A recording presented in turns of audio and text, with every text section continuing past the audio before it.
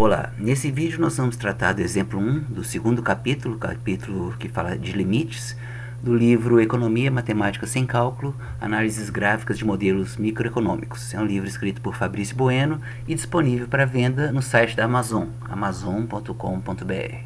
Bom, então o que diz esse exemplo? Certo?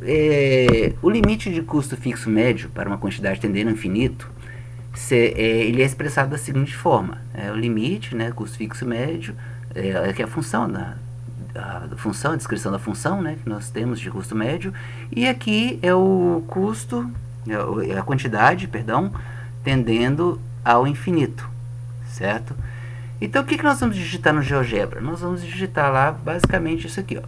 Vamos botar a função de custo fixo, que na verdade é uma constante, mas nós vamos usar a notação de função, e vamos botar também o custo fixo médio. A partir disso, o GeoGebra vai gerar para a gente o limite, certo? Então vamos lá para o GeoGebra. Então eu vou colocar a primeira função, custo fixo de uma variável Q, que é a quantidade, é 120. Ele já vai gerar um gráfico para a gente, ó. Eu vou diminuir o zoom. Diminuir mais um pouco.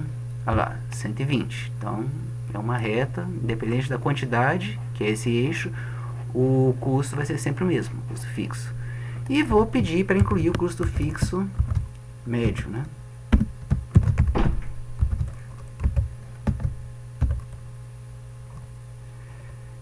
custo fixo dividido por Q, certo? Ele gera um gráfico, lembrando, a gente já digitou essa função anteriormente, tanto no primeiro quadrante quanto no terceiro. Mas aqui são valores negativos, para ponto de vista prático, para a gente não interessa, certo? Então a gente já viu visualmente que, aqui para a direita ela decresce infinitamente, certo? Se aproximando de zero no eixo Y. Então quanto mais aumenta a quantidade, mais próximo é o custo fixo médio, certo? E quanto mais eu diminuo a quantidade, ela vai tendendo ao infinito, porque não pode haver divisão por zero. Tá? Então vamos analisar isso do ponto de vista do limite. Eu vou digitar lá, limite da função, botar entre colchetes, custo fixo médio, tá? É o nome da função, e eu quero que tendendo ao infinito, certo? Com a quantidade, a variável tendendo ao infinito. Não preciso fazer o símbolo de infinito, eu escrevo só infinity, aqui, infinity, certo? Olha lá, ele mostrou pra gente que isso é zero, é zero, certo? Então, tendendo ao infinito, a variável Q crescendo indefinidamente, a tendência é que seja zero, certo? E se a gente quiser ver o limite, tá?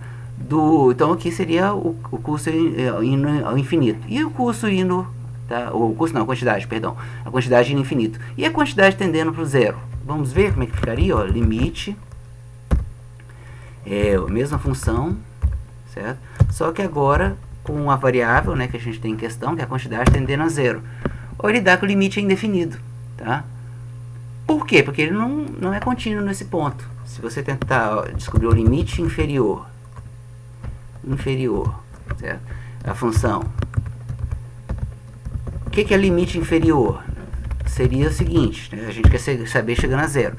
Seria ele chegando pelo lado esquerdo, tendendo a zero, certo? É claro que eu falei para vocês, do ponto de vista prático, valores negativos de quantidade não fazem sentido, mas é só para a gente ver o cálculo do limite, O limite tendendo a zero, vai ser menos infinito, certo?